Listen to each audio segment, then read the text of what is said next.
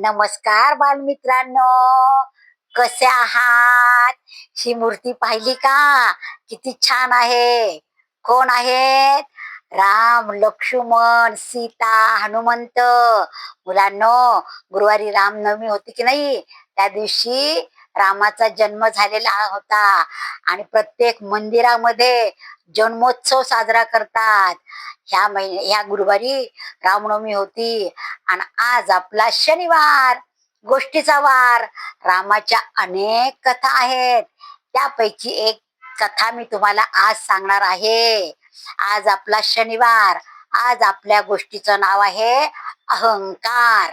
मुलांनो, ज्या वेळेला रामाचं आणि रावणाचं युद्ध होतं की नाही, त्यावेळेला भयंकर युद्ध होतं आणि रामाच्या पाठीमागे सगळी वानर सेना असती आणि त्यामध्ये फक्त राम आणि लक्ष्मण हे दैवत आहे बर का. हे विष्णूचा अवतार आहे राम म्हणजे. आणि ते दोघं बाकी त्यांचे सगळे वानर सेना म्हणजे कोण असतं? रुद्र म्हणजे शंकराचा अवतार असतो तो सगळा. पण मग इंद्रजित येतो ना. इंद्रजित कोण असतो? रावणाचा मुलगा. तो असा बाण मारतो की नाही, तर तो लक्ष्मणाला लागतो. लक्ष्मण मूर्छित होतो आणि लक्ष्मण मूर्छित झाल्यावर सगळे घाबरतात आणि मग सगळेजण म्हणतात आता वैद्याला. मग त्याच्यामध्ये एक वैद्य असतोच म्हणजे वानर सेनेमध्ये. मग ते म्हणतात द्रोणागिरी पर्वतावर संजीवनी औषधी वनस्पती आहे, ती आणली आणि ती जर का दिली लक्ष्मणाला तर तो लगेचच त्याची मूर्छा जाईल. पण ती लवकरात लवकर आणली पाहिजे, एका रात्री जाऊन आणली पाहिजे. आता कोण जाणार, कोण जाणार? मग सगळे एकमेकाकडे बघतात. मग हनुमंत म्हणतो मी जातो की. आणि मग हनुमंत जातो बर का. पण थोडासा त्याला अहंकार निर्माण होतो. वा, मीच खरा रामाचा भक्त आहे आणि मी सगळी रामाची सेवा करतो, सगळी कामं करतो. मग तो एका क्षणाचा विलंब लावता आकाशगमन करून द्रोणागिरी पर्वतावर जातो आणि द्रोणागिरी पर्वताला म्हणतो की तुझ्यावर अनेक वनस्पती आहेत, पण मला त्यातली काही माहिती नाही, तर संजीवनी वनस्पती मला देतो का? तर द्रोणागिरी पर्वत काही त्याला देत नाही. मग हनुमंताला राग येतो. मग तो काय करतो? डायरेक्ट पर्वतच उचलतो हातावर. तो शक्तिमान असतो ना, पर्वत हातावर उचलतो आणि घेऊन येत असतो. पण येताना अयोध्येवरून यायला लागते की नाही. अयोध्येच्या ह्याच्याजवळ अयोध्येच्या ह्याच्या दरवाजाजवळ ना का भरत असतो. कारण भरत काय गादीवर बसत नाही रामाच्या, त्याच्या रामाच्या पादुका ठेवतो. तो खूप एकनिष्ठ असतो, रामाचा भक्त असतो, त्याचा भाऊ असतो, पण तो रामाची खूप भक्ती करतो. मग तो बघतो की आकाशामध्ये कोणीतरी चाललेला आहे राक्षस. त्याला खाल्लं राक्षसच दिसतो, कारण आकाशात असते की नाही हनुमंत. म्हणून राम एक बाण मारतो आणि मग ते हनुमंताला लागतो. हनुमंत खाली पडतो. खाली पडल्याबरोबर तो हनुमंत राम नामाचा जप करत असते की नाही. मग भरताला खूप वाईट वाटतं. म्हणतो अरे बापरे, हा तर म्हणजे रामाचा भक्त आहे, आपण त्याला मारलं तर मग आता काय करायचं? पण त्या वेळेला मुलांना फक्त हनुमंतच खाली पडलेला असतो आणि पर्वत आधांतरीच असतो बर का. मग भरत काय म्हणतो, हे रामा, मी जर तुझा खरा भक्त असला तर तुझ्या एका रामाच्या नावामध्ये हा जो कोणी पडलाय तो लगेच जिवंत झाला पाहिजे. तर मग लगेच लगेच हनुमंत जिवंत होतो. आणि मग हनुमंत म्हणतो कसं काय मी जिवंत झालो? तर म्हणे अरे रामाचं नाव घेतलं की सगळेच जिवंत होतात.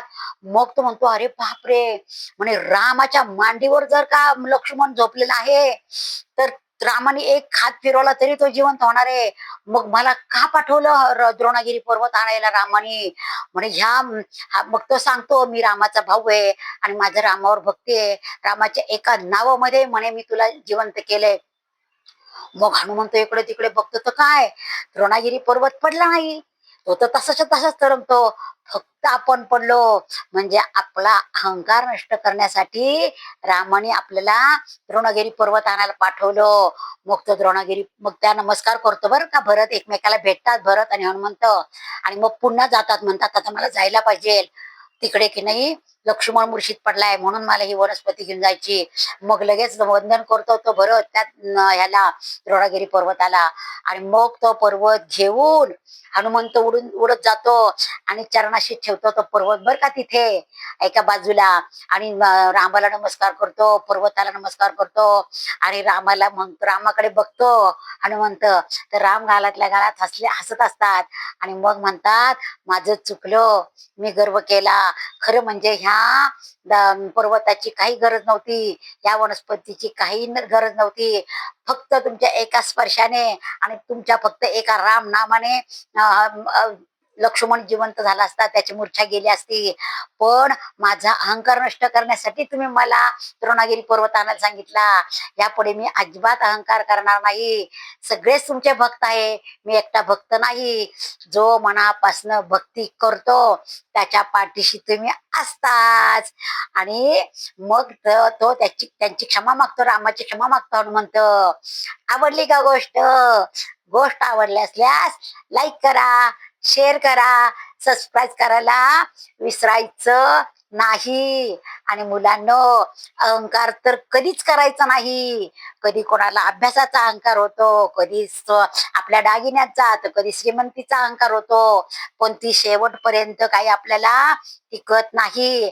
आपण जरी अभ्यासात हुशार असलो तरी आपण इतरांना तो शिकवायचा असतो. त्याला सारखा हिनवायचं नसतो, मी हुशार मी हुशार म्हणून नाही. ज्याला येत नाही त्याला आपण शिकवायचं, म्हणजे आपला अहंकार नष्ट होतो.